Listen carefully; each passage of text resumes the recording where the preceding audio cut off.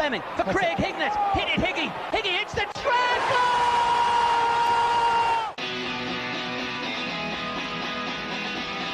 Ravanelli coming alive again. Juninho wants the ball played to him. Ravanelli spots out Emerson!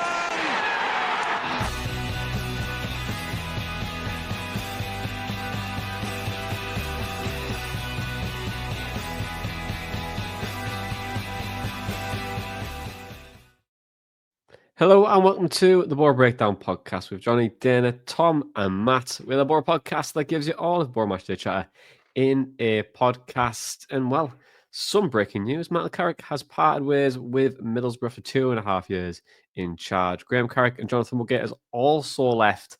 And well, Middlesbrough are now managerless and signingless.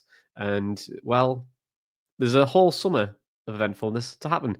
But Tom, what was your reaction to Michael Carrick parting ways with Boro? I think I was actually a little bit shocked at the time. I mean, I think it was just the timing of it. I'd expect it to have been earlier. So when we obviously had that article break from, was it Football Insider yesterday, saying there was a decision to be made this week, and I was like, is there like, it could be, it might not be. And then it just kind of seemed to come out of nowhere today. A little bit, sad for him. Like, I think a lot of Boro fans would have loved for it to have worked out for Carrick here, especially after the football he delivered in his first kind of half a season. Obviously, we got so close, but then really we have gone backwards since. So I'm also just kind of wondering where we go from here. I did feel a little bit detached from football in general after the end of the season. And I'm still kind of like not particularly optimistic. I'm hoping something will happen and that'll kind of come. But yeah, when I saw that, I was just kind of like, it was a shrug of the shoulders, and it's like, well, would have loved for it to work, but it didn't, unfortunately. So yeah, something had to be done clearly. I think there is this tinge of sadness, as Tom kind of alluded to there, because I mean, I really wanted it to work out with Middlesbrough and Michael Carrick. I really wanted him to find a solution to the obvious regression that you mentioned. But I think it was clear throughout the course of this season that Michael Carrick wasn't finding the solutions.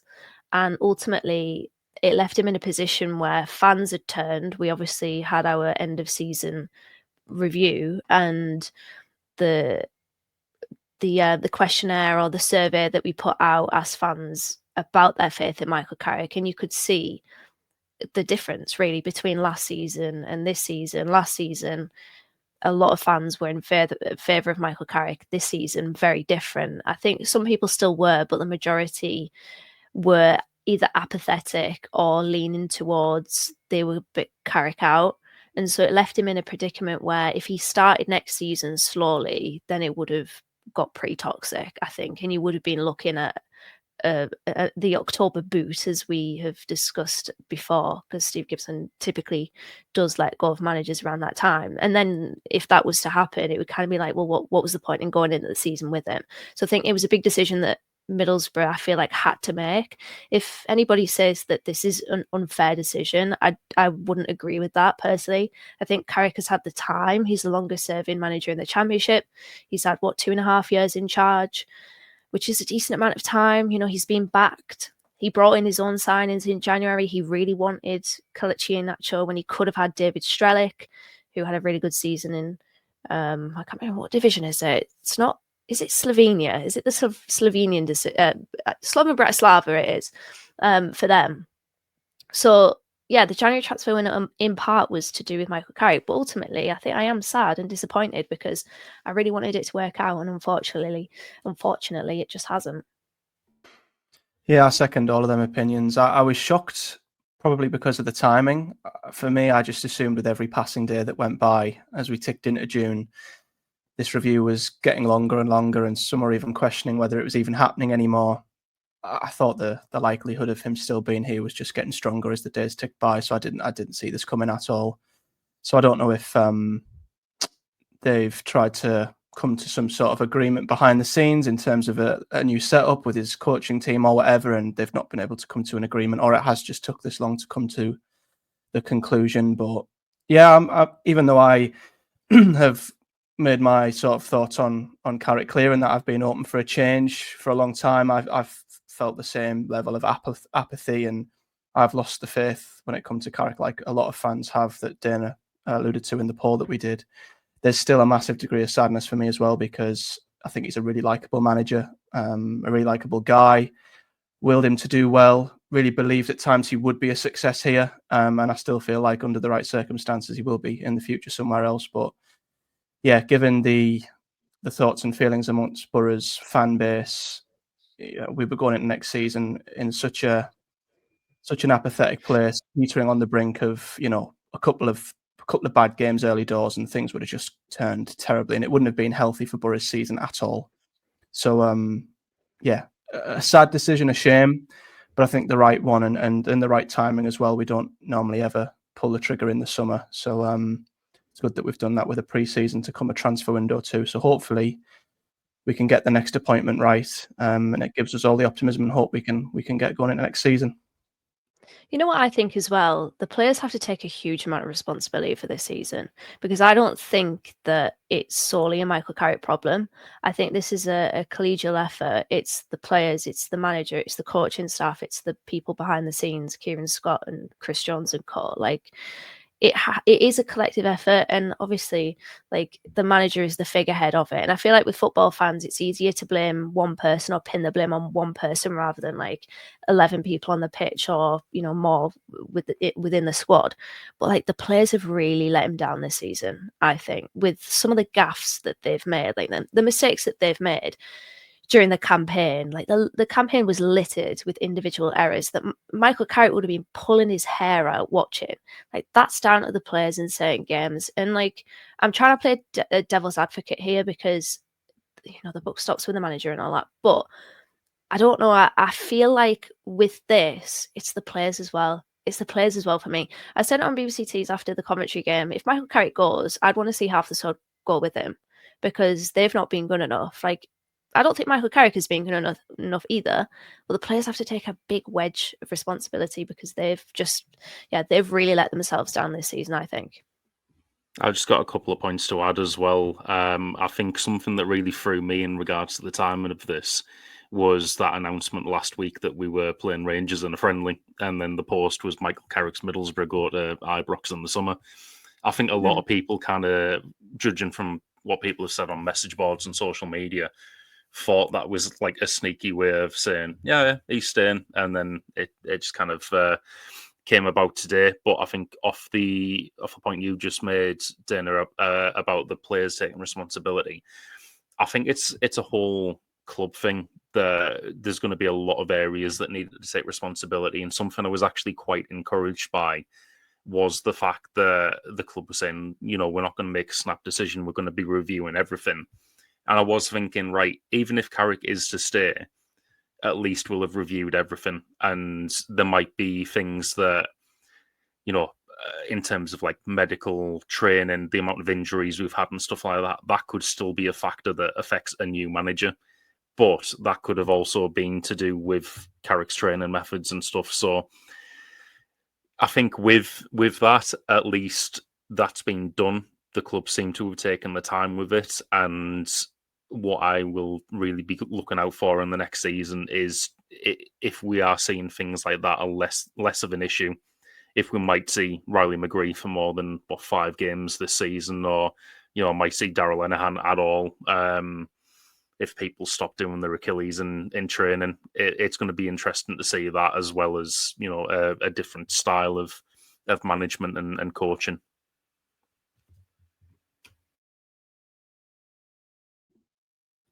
Off the back of what you said there, Tom, I was waiting for someone to tell Matt that he was on mute there, that he was just going to keep going. I was just going to see how long we could keep recording while he was not making any sense.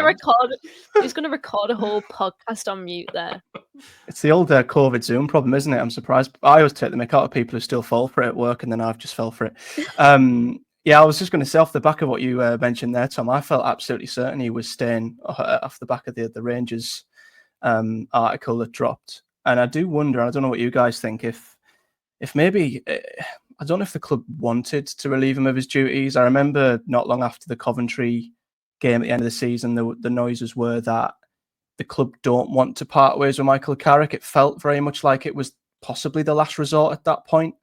And from what we can gather, Gibson is a big fan of him. So I do wonder, off the back of mentioning training methods and players getting injured and Carrick's role within recruitment and how that works side by side, I do wonder if maybe the club didn't actually want to sack him. Maybe they didn't see us finishing 10th amongst all the other mitigating factors that, as we mentioned, weren't all Carrick's fault. Whether last season was a sackable offence, like it was certainly underwhelming and it was a failure, but maybe it come more down to how the club wanted to rearrange the setup, whether it's the coaching team, replacing certain people, or how the head coach worked with recruitment. And maybe Carrick just didn't align with that. Maybe, after a few weeks of discussions, they come to the point to which they thought, well, we're not going to agree on this.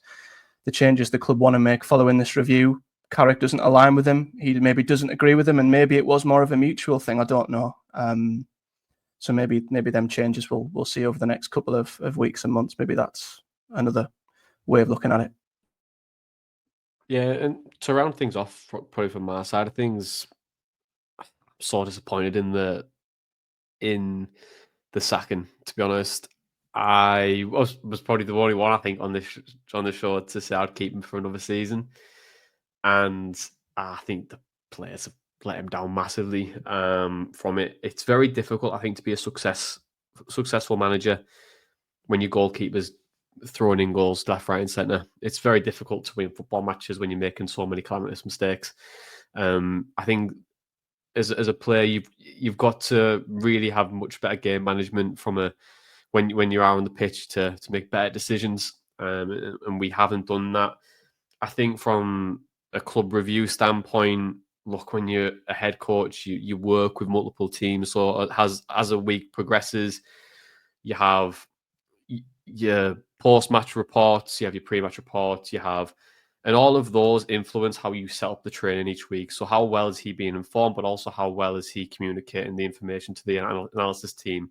What does he want? Is it just like, I want my own way, or is it, I want to actually look at different things as well? So we don't really know the full ins and outs of how Carrick's been communicating internally, or how he's been working with different teams, how the recruitment teams have been putting players to him.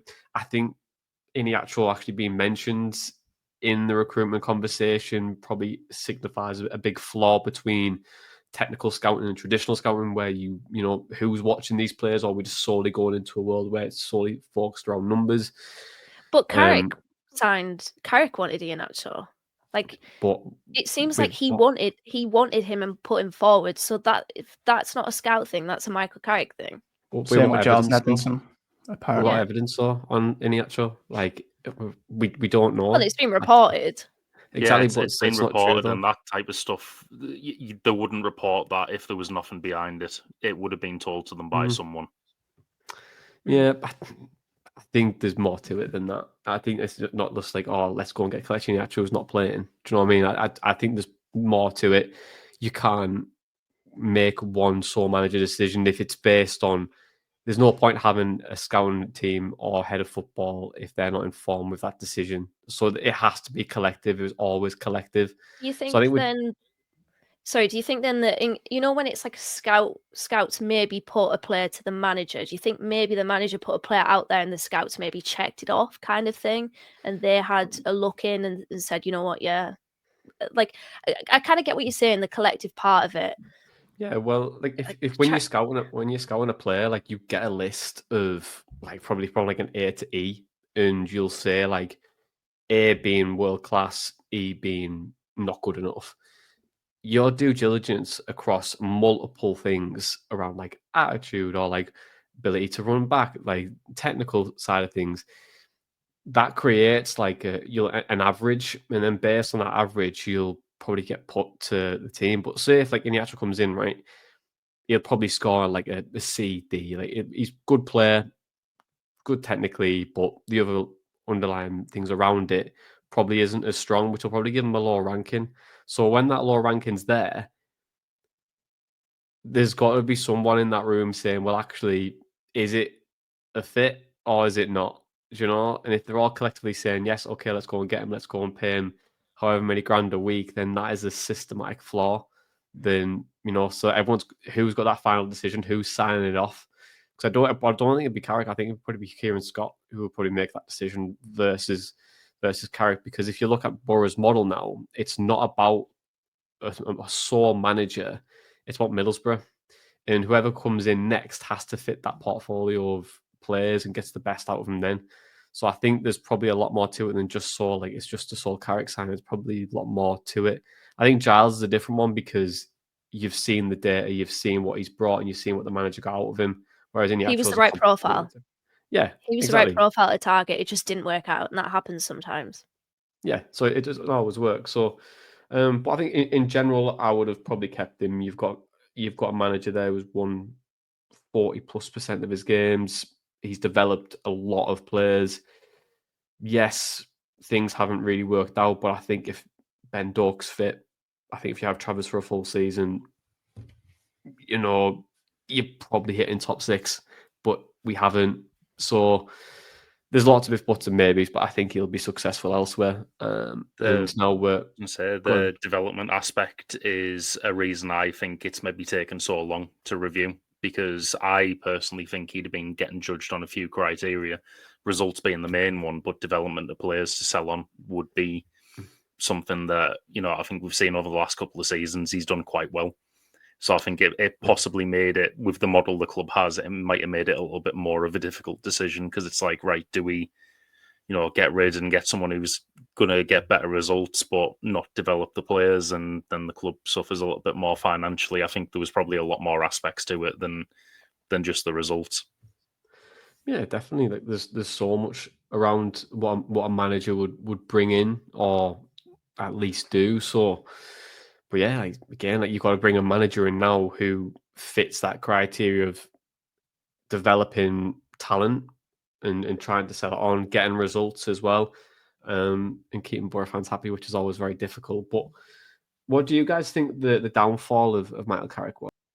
I think it was the lack of problem solving, because we saw 2.5 years of Michael Carrick and we've never been the best defensively. But we've also, I feel like we've seen a lack of tactical flexibility from Michael Carrick, whereby we've probably been a little bit too poor off the ball, and it's led to us being a little bit porous defensively. And I know I mentioned there the defensive errors, and the players have to take a huge bite of responsibility, and they still do. But I think there could be two truths, right? And with Michael Carrick's, I don't know, his tactical acumen, I don't feel like it's been the best. We mentioned how he's been good at developing players, but I do often wonder, as a coach, as a tactician, is he the best? And I feel like that's really been put under a microscope this season. I mentioned it in September. I don't think I enjoy Michael Carrick's football anymore. And I think Matt mentioned it on the season preview pod. Like, we've seen a lack of progression and specifically a regression. And with this season, it was particularly haunting for Carrick, I think. It was a thoroughly unenjoyable season as a fan. But for us to finish 10th, I think it is a massive underperformance. Even though I don't particularly rate our squad as much as other people do, I still think 10th. I mean, I didn't expect us to finish there. So, yeah, I think it's that. And also, I don't know about you guys, but I feel like at times he came across a bit dismissive in press conferences, and I don't feel like that went down well with fans. Like, fans' legitimate issues with the squad, or perceived issues with the squad. Michael Carrick, with the centre back thing, now we'll be all right, and then ultimately we weren't. That backfired massively. There's just I remember when he questioned why does the glass have to be all half empty all the time? It's for a reason, Michael. We're seeing poor performances and poor results, underperformance. And yeah, the dismissive nature of his press conferences sometimes, I think, kind of prickle people, I would say. And I mentioned a few pods ago, well, quite a few pods ago now, he's not the type of manager that in press conferences will really gear up a fan base and get them, spur them on, get them behind the team, even if you're performing a little bit off colour. So Yeah, I think the fans kind of turn because of a lack of progression, really. There's only so much that a fan base can watch of the same thing before they just decide that we don't like this anymore and we want change. Yeah, I think the lack of progression is a big one. I think any fan base can really get behind a manager or a project if they see that things are improving. And I think it's been a case of that we've seen the same problems for such a long time and them seemingly not being sorted out. You know, for me, there's a number of issues that I've thought just haven't improved, arguably have gotten worse, that I think you need to be a really good playoff team, at least in this league. I think defensively is one. I've never been convinced by us defensively under Michael Carrick. Even in the playoff season, I thought we were just brilliant at outscoring everybody. So I've never been convinced by him defensively or his teams defensively. I thought we've had to rely massively on our offensive output. I also think, you know, when you're conceding upwards of 50 plus 60 goals a season, you're giving yourself an absolutely uphill task to get promoted or playoffs. I also think the home form has also been an Achilles heel of his. I think when you've got, 20-odd thousand fans going there every week paying a lot of money, that doesn't help when our home form is mid-table and is seemingly not improving either. That was one thing I was really hoping would get better this season that seemingly didn't. So defensive home form are a number of factors as to, things that have just not gotten better under him, as well as obviously the tactical side of the game, which I was hoping would see progress on that as well. But too often he was more reactive in games than proactive. And then, of course, some of the things he comes out with just doesn't fit right with fans. And I think all these things have culminated in us being in a position where the fans were just finished with him. And unfortunately, it doesn't matter how much time you want to give him, how much potential you see in him, once the fans lose faith, it's very difficult to get them back on side. So I think without that progression and, clear regression, 4th to 8th to 10th, it's hard to justify giving him another season when the fans are already turning. I think ultimately, like, his calmness in press conferences and that kind of inability to, like, G the fans up and stuff, it does make me wonder what he was like with the team. I mean, it's purely speculation because I don't know, and no one knows other than the players and the coaching staff what he was like in the dressing room. But I just think towards the end of the season, where we were going into games that, like, you have to win, where he's coming out in the press conferences saying, no, I wouldn't say it's must win, or, I've told the lads not to look at the other scores, and coming out and playing against Coventry for most first half, like, it was just any other game. Like, I'm not saying we need a manager who's on the complete other end of the spectrum, where they're just going to be screaming and shouting, and everyone's fired up for a game, and it might wear out after half an hour once people start to tire. But you just want to see a little bit more from your manager in those games. He is the leader of that team ultimately, so he sets the tone. And when he's coming out and saying it's not must win, or and I understand when he was doing that, he's trying to keep the pressure off the players, but ultimately there was pressure, and trying to defend the players from that pressure and saying stuff like that, I don't think that worked well at all. And ultimately it just confuses and annoys the fans who are listening to it as well. I think you mentioned there about what's Michael Carrick like behind the his public persona, and I'm pretty sure it was Luke Ayner. I think he was on the podcast that Patrick Bamford's on, and Jeffrey from the Sex Education, and he said that he's similar behind the scenes as what you see, basically. And I don't know if that's all the time. I'm sure there's times where Michael Carrick lets rip. I think we've seen in certain post-match interviews where you could definitely sense that there's some anger, like, just simmering behind his face. So there's a little bit of insight that we have heard. I think Carrick has been victim of his own success, really, because I remember when he first came in, I honestly I just didn't really care, to be honest. I had no real opinion. I was a bit apathetic. It was a shoulder shrug appointment. I don't know anything about Michael Carrick as a manager. I know he was a brilliant player, but I didn't know anything about him as a manager. So we'll just kind of wait and see what happens. And then what then transpired in that season was beyond all expectation. I did not expect us to be as fun as we were. as attacking and effectively attacking as we were, and for us to finish in the playoffs. And to be honest, I think we were tracking as the second best team in the league at a point. And I remember, Johnny, you did the chase. The chase is on because at one point we were really like up Sheffield United's arse, and they were faltering a little bit. But then after that, like that creates a huge expectation, doesn't it? And it creates a huge expectation of a manager that has just started in being a first team head coach. And so he was always trying to, I would say, fighting against that expectation. But ultimately, it kind of became a point where that expectation's been created for an inexperienced manager. And with inexperienced managers, players, they kind of go through it, don't they? They make mistakes.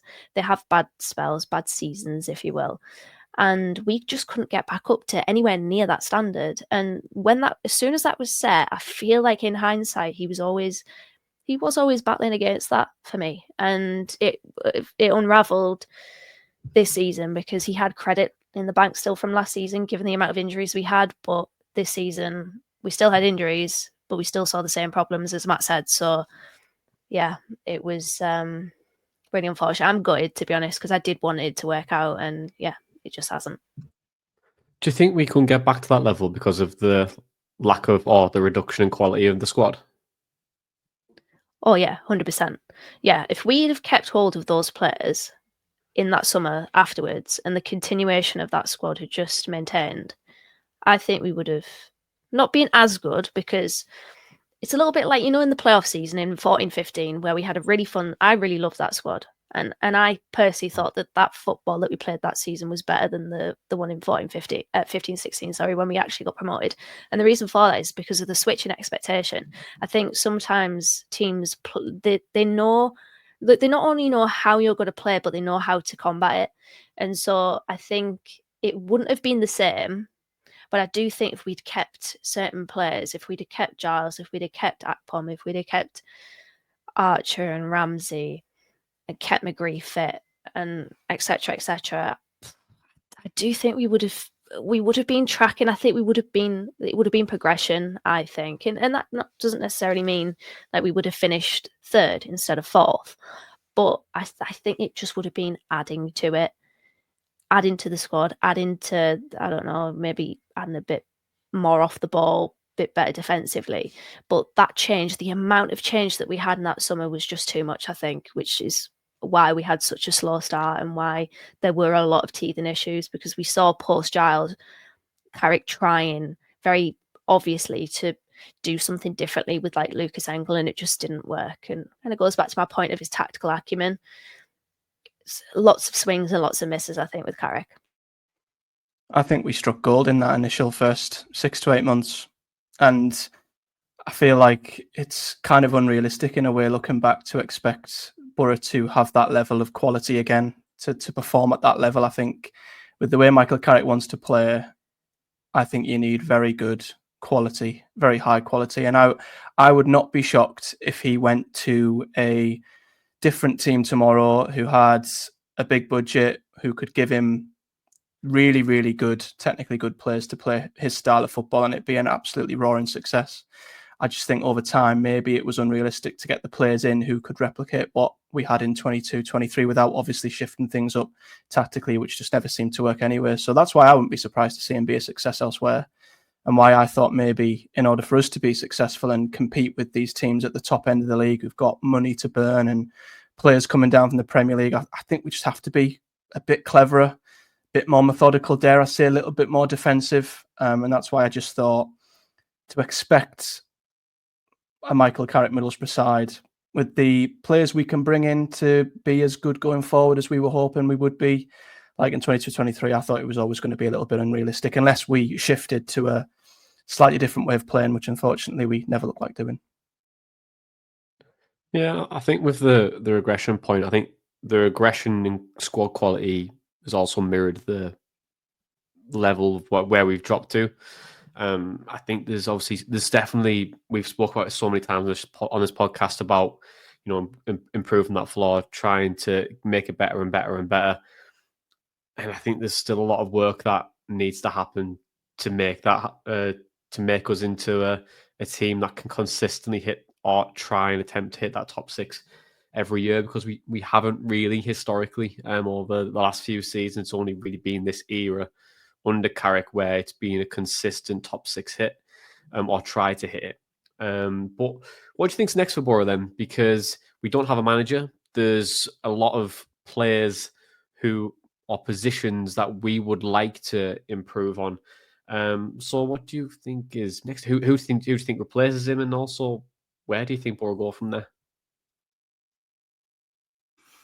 I mean, I'll take this one first, but I have no idea who replaces him at the moment. I've looked at the odds list, and there's not a lot of names on there I'm like really inspired by.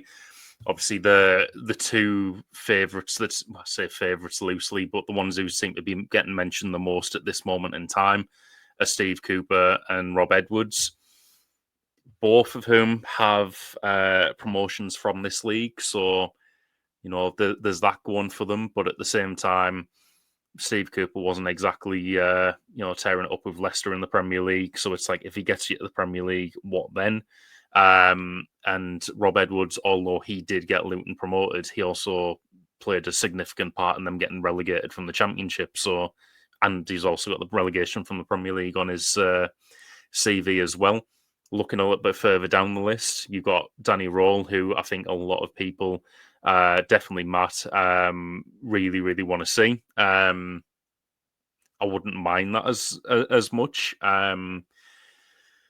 Then looking down the list, I did get excited earlier because I thought Jose Mourinho was on there, and I thought, yeah, that's going to get us back invested in it. Then did a double take. It's actually John Mousinho, and I'm like, well,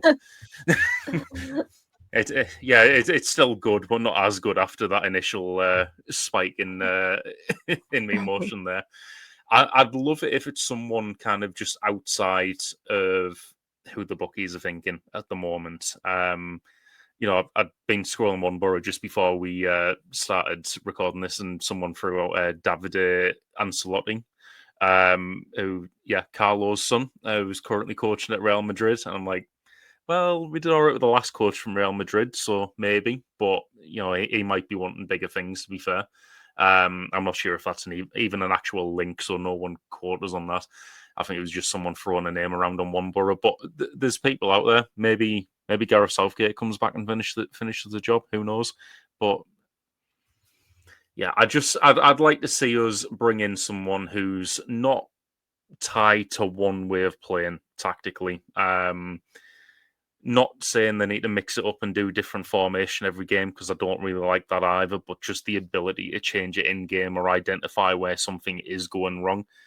I think that type of thing would be ideal for the next manager. Development as well, and just someone who's going to kind of unite everyone and people can get behind, because at the moment, I don't think there's a lot of options out there where people are going to look at it and think, yeah, you know what, like he's someone who's going to make everyone happy at the moment. I think everyone's kind of really split on everything, and it would take a really interesting appointment to get everyone right behind the next manager, I think. Yeah, obviously I do really like Danny Rowell, although I'm tempering my expectations in regards to that one. Depends what the situation is at Sheffield Wednesday. But I like him because I've seen that he is pretty good tactically. He's flexible. I'm with Tom. I'd like a manager who is a little bit more flexible. We see a lot of coaches now who are so stuck to one way of playing, and whether it works or it doesn't work, they're sort of adamant they'll keep playing that way. And I wouldn't like to see that again at Middlesbrough. So yeah, I'm not too sure who the exact answer is, but I would like a manager who is a little bit more better from the tactical side of the game. Also a personality that, not a Nathan Jones who's like doing cartwheels and somersaults up and down the touchline every 5 minutes, but like just a slightly stronger personality, who can G up the fans in a press conference a little bit, just maybe gives us that little bit of energy and enthusiasm when we need it. Isn't quite as calm as what Carrick was. But in terms of the names, yeah, I wouldn't say there's many that inspire me either. Rob Edwards and Steve Cooper are the two that keep getting mentioned. I don't have a strong opinion on them either way. I'd sort of I'd probably be a bit like I was when Carricks signed. I'd just be like, meh, okay. And other than that, there's not many names that really catch my eye. So I would like us to go left field. I would like us to look outside the British manager merry-go-round that we always seem to dip into when we pick a new manager. So yeah, I'd like to hope that a name gets pulled out that we don't know much about, that we can learn about, and maybe could take people by surprise, and not one of the same old names, I guess you could call them, because I guess that ties to the cycle of managers we've kind of been in, Monk, Wilder, Pulis, Warnock. They're all different, but they're also much of the same as well. So I'd like us to do something a little bit different, and maybe not one that the bookies particularly fancy right now. I think based on the past, it's likely that it'll be a British manager. I mean, it's not definitive, it's not set in stone, but Karanka's the outlier, isn't he? He's the only one that's not being British that Steve Gibson has appointed. And also, I don't feel like, I can't remember the last time that we paid for a manager per se, compensations and stuff. Seems like we always go for a manager that's available, because the last one that was a bit like, is he in, is he not in a job, was Gary Monk, and I'm pretty sure he left right before we actually brought him in or appointed him. So it's like there's those two factors as well. So I think it'll be a British manager who's out of a job. Watch it actually be Danny Role now, non-British manager in a job. I mean, he's desperate to leave Sheffield Wednesday, it seems. So you never know. The Southampton job's gone to Will Still. It seemed like for a time Danny Role was going to go there. Maybe Boro have made this decision because Sheffield Wednesday and Danny Role are going to part. We don't know. Tell you what would be really funny. Not for anyone else, just because my dad absolutely hates him. Sean Dyche. He hates Sean Dyche like I hate Leroy Sané for that dive in the Premier League season. I'm very petty and I hold grudges like that, and I've hated Leroy Sané ever since. My dad absolutely despises Sean Dyche after the whole Chesterfield thing, and I don't know, that whole, was it a goal, was it not a goal? I think that was the incident. I don't know, but I just think that would be funny. Obviously, I don't want Sean Dyche, but good manager, but I probably he's a hates the club massively. So yeah. I wonder if Sean Dyche is petty and holds grudges as well. He probably does, to be fair, after that. But I don't know, to be honest. I think what Tom said about like Steve Cooper in the Premier League, I don't worry about us in the Premier League, because I don't think we're going to get there anytime soon. Like, I honestly, whoever comes, like, I think we're going to finish, like, my very, very early prediction for next season will finish 8th. If we sign a good manager or appoint a good manager, I might bump that up to 7th. But we should probably, as fans, we should probably expect that, to be honest, because Boro are just a bona fide championship, like, nearly team. We're a playoff challenger, and that's what we've been throughout the majority of the time since we got relegated in 2016-17. So good luck to whoever gets that job, because we seem like a bit of a curse. Yeah, I'd agree. I think, apart from Danny Role, I think that list that I've seen on, from Sky Bet and all the bookies, I think the downgrades. I just think that you've got to go for Danny Role now. If not, you've pretty much wasted your time. And there's the Steve Cooper one where people say, oh, well, he's got Forest promoters and, he kept them up. And yes, they spent way over the odds and, managed to still, probably shouldn't have, but they did. But I don't like his football in terms of it's a direct style of play. It's a transitional team, which Boro are fairly good in. But I think that he had two things when he got promoted. He had one, a very, very good goalkeeper in Bryce Samba, because 80% save rate plus 6.8 in goals prevented, where we've had Seny Dieng, who didn't even finish in the top 24 goalkeepers this season, throwing games away like that. So you're already on the back foot.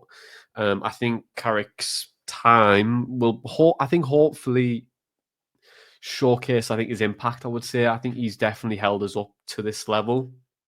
But what I think now is that this next appointment is absolutely massive. it's huge. It feels huge because you've got a big influx of players that you need to bring in, and you need to get the manager to settle. I don't like that all that change, and I think the unrest is not just at Carrick; it was at the club. And I think a new manager, if they do not start right in a very typical Boro way, they will not get much time with the fan base at all.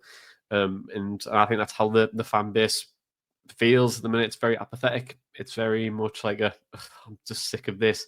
Another year of failure. We're never doing this, and this.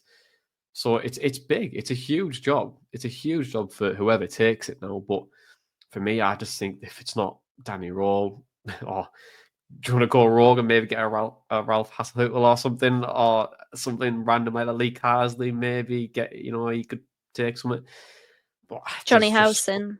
Johnny, you know what? It wouldn't surprise me. Johnny Howson with Grant Leadbitter assistant, Leo Percevic first team coach, and then I was that'll keep you happy literally for about 3 weeks. just about to mention Johnny Howson as well, but in a different context. What I was going to say was, whoever it is, I really hope that they are given all the tools that they need to succeed in terms of, their own coaching team and whatever they need to do. If we're bringing in Danny Roll and he has people he wants to bring in, let him. Because I wouldn't want to see, Danny Roll get hired, but then he's got Johnny Howson, Grant Leadbitter, Alan Fettis as his three-man coaching team behind him. And, we might hire someone else so you can have four, but that's it. Like, Danny Coyne. Danny Coyne, Robbie Keane, whoever you want to. No, in fact, they'll have Hatter used to play for the club for them to be considered under our recent appointments. But yeah, I just think with that, just if someone wants to come in, they want an experienced head on the coaching staff, they have an assistant they trust, let them bring them in. Don't be blocking coaching staff or anything like that. Give them all the tools that they can possibly want to succeed. Yeah, and I think outside like just the people, Tom, I think it's the data behind it as well. I think it's like, how good is the backroom team in terms of your lead analysts, your technical analysts, your scouting network? Is that improving, or are we still trying to do traditional things and not trying to move to this world? Because teams are doing it. They are creating their own databases. They're well ahead of what probably Boro are. But I think there's just so much work to do, and I'm kind of the same as you, Dan. I just, it depends who comes in for me, I guess, and who will be signed over the next few weeks. But I don't feel excited one bit. I'm looking at it and going, well, you just sacked the manager who's won 47% of his games, most goals in the last 20 years. So if that's not going to work, what is? So it's a big summer ahead, isn't it? It's a big summer ahead, a big summer of change. I think no matter who comes in, we have to stem our expectations, in my opinion, anyways, because it'll be a new manager.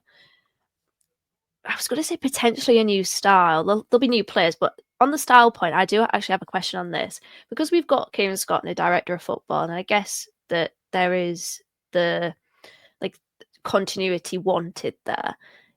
Will it be someone that plays similarly to Michael Carrick? Not necessarily a 4-2-3-1, not the formation, but the ideology, because I feel like it has to be, because you've got a group of players there that are highly technical and play that way. So we can't have a manager that is opposite to the way that Michael Carrick plays. Otherwise, you'll have a really bad transitional period where you could be set back even further. And Boro don't want that. So I feel like we'll look for a manager that plays similarly to Michael Carrick. It's like, who's out there that plays that way? So I guess that's what we're going to have to really maybe dig deep into in the coming weeks and see who on that list of, the betting companies or whatever, who plays more similar to Michael Carrick, who's available, who Boro can get. Yeah, and I agree with you. Then I think you've got to try and continue with it. I think moving to like a more direct style, we just don't have the players to do it. We might have we have Dale Fry and Darrell Lenihan. That is probably as direct as you're going to get. I don't see Hayden Hackney being there, so you have to try and bring someone else in. Do you want to play with two double pivots and just sit, or do you want to? How are you going to be the creative team or vision of how you want to like make Boro change, but which kind of makes you lean towards probably like a Rob Edwards because of his style was very possession focused initially. He's adapted slightly at Luton, but really his way of playing was very similar to Carrick like about 3 or 4 seasons ago.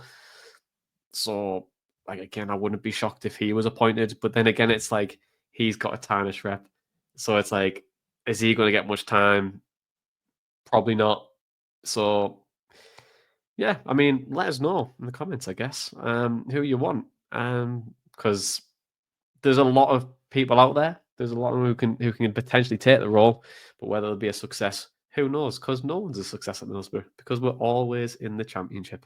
But guys, thank you very much for joining me as always. Listeners and viewers, don't forget to subscribe. Don't forget to give this video a thumbs up, and don't forget to give this podcast a 5-star rating on your podcast provider.